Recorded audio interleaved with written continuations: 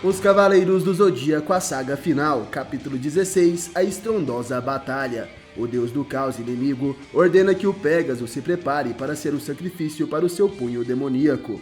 Nesse instante, o vilão se revela e rapidamente dispara o seu golpe mortal. Esse é o ataque fantasma paralelo, uma barreira infinita de estrelas que avançam sobre o Cavaleiro de Pégaso e começa a cercá-lo. Seiya não consegue se desviar desse poder e estava prestes a receber o ataque diretamente em seu corpo. Certamente o cavaleiro agora encontrará a sua morte, mas inesperadamente algo acontece. Um guerreiro chega até ali, naquele mesmo instante, e protege o Pégaso, bloqueando o golpe fatal do inimigo. O deus do caos se espantava, já que sua técnica foi completamente repelida. Ele pergunta quem foi capaz de fazer isso. E Seiya, olhando à frente, reconhece o seu salvador. Aquele é o deus do sol ardente, o primeiro discípulo de Zeus, o imperador Apollo. O deus do caos então percebe que aquele também se tratava de um deus cavaleiro. Ele não acredita que um humano, que também despertou a suprema virtude, seria capaz de defender o seu golpe mortal. Apollo então pede para que Seiya recue,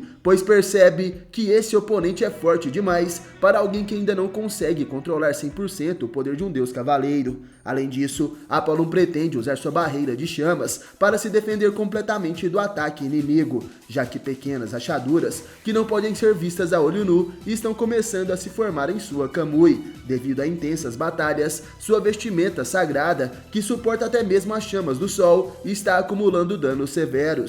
O inimigo, de fato, não é um ser comum, e o ataque que ele desferiu lançou algumas centenas de socos ao mesmo tempo. Mesmo para a velocidade dos deuses, ainda há um intervalo entre os socos. Eles não podem ser lançados todos ao mesmo tempo, isso seria impossível de fazer. Então o inimigo está manipulando o espaço e o tempo. Ele mudou o eixo temporal e criou uma quantidade infinita de falsas dimensões, chamadas de mundos paralelos. A partir desses mundos, ele lançou golpes e se concentrou em um tempo de chegada e localização de acerto. E normalmente, mesmo que não possamos vê-lo, não será um grande problema. Porém, ele está se escondendo em outra dimensão, e só entra na dimensão em que a batalha acontece quando dispara o seu ataque, ficando vulnerável apenas neste momento. O deus do caos estava impressionado e parabeniza Apollo por descobrir o seu segredo. O inimigo confirma: é como você disse, meu Anarques pode manipular o espaço-tempo como o rei Amadeus, mas meu mestre pode manipular o espaço-tempo por algumas centenas de milhares de anos, enquanto eu só consigo manipulá-lo por alguns minutos. Mas isso já é o suficiente, me escondendo no fluxo do espaço-tempo, mudando o eixo temporal e liberando socos de mundos paralelos, eu posso enganar os humanos facilmente. E agora, mesmo sabendo como os ataques do deus do caos funcionam, os deuses guerreiros não podem fazer nada. Tudo o que lhes restam é tremer de medo perante o inimigo, que dessa vez vai pressionar a mudança de tempo ao máximo e multiplicar sua onda de ataques. Ambos guerreiros, sendo Seiya e Apollo, serão dizimados na área Magdorá da Força Hexa. Entretanto, Apollo, confiante, se pergunta se o inimigo realmente poderia fazer isso. O deus do caos se assusta. Repentinamente, seu braço direito foi atingido. Ele sente um cosmo ardente que de alguma forma foi capaz de viajar pelo espaço-tempo e acertou o seu braço.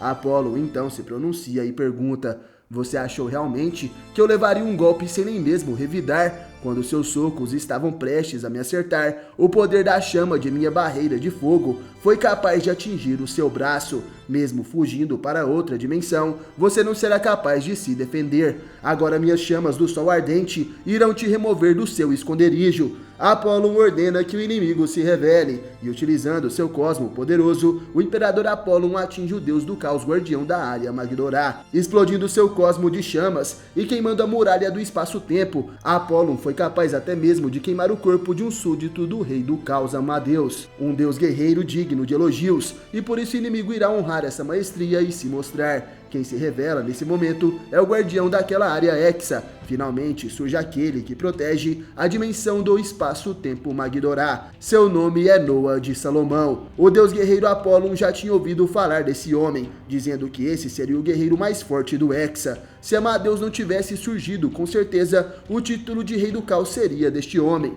Noa de Salomão, um inimigo implacável. Noa fica honrado ao ouvir as palavras de Apolo, mas agora que ele se curvou ao rei Amadeus, tudo aquilo já era passado. Ele pede para que Apolo não se preocupe. Para derrotar um humano como ele, Noa é mais do que o suficiente. Apolo agora entende porque o deus do caos estava brincando com ceia de Pégaso. Mesmo que Amadeus tenha assumido o trono de rei do caos, Noa é a elite da elite dos deuses do caos, fluindo em suas veias o sangue puro dos 12 deuses do caos. Porém agora ele tem o título de um dos guardas da área do Hexa. O deus do caos revela que isso aconteceu por causa do imenso poder que o rei Amadeus possui. Mesmo que Noa seja um subordinado, ele irá permitir que Apolo conheça a essência do ataque demoníaco. Esse é o poder do deus do caos que possui o sangue de Salomão fluindo em suas veias. Ele lança o ataque fantasma paralelo, porém Apolo com os olhos fechados se defende. Com apenas uma das mãos, ele consegue conter aquele golpe, deixando o deus do caos tão impressionado por ter seu poder repelido tão facilmente. Ele não consegue entender como Apolo conseguiu fazer isso, e o deus do Olimpo revela. Como as outras dimensões de Noa o protegem de ser visto, o guerreiro do cosmos espalhou toda sua chama por aquela área hexa. Com o calor do fogo, Apolo começou a distorcer todas as dimensões em sua área, onde não pode ser controlado, por isso não precisa mais temer o ataque do inimigo. Noa admite que essa é uma estratégia inteligente, mas ambos estariam fazendo algo parecido. A defesa do deus do caos fez com que o calor da chama de Hélios, utilizada por Apolo, não mostrasse toda a sua força ao redor. E assim uma lendária guerra de 1000 anos está prestes a começar entre Apolo, o Sol Ardente, e Noa de Salomão. Não perca o próximo capítulo de Cavaleiros do Zodíaco, a Saga do Caos, aqui no canal Sempre Quis Saber. Lembrando, galera, que essa história é escrita e desenhada por Hiro Sakamihara, e as artes de capa aqui do canal são feitas pelo fã brasileiro Diogo Araújo Arte. No mais, galera, obrigado por assistir esse vídeo até o final. Valeu, falou, tamo junto e até a próxima. Você já sentiu o Cosmo?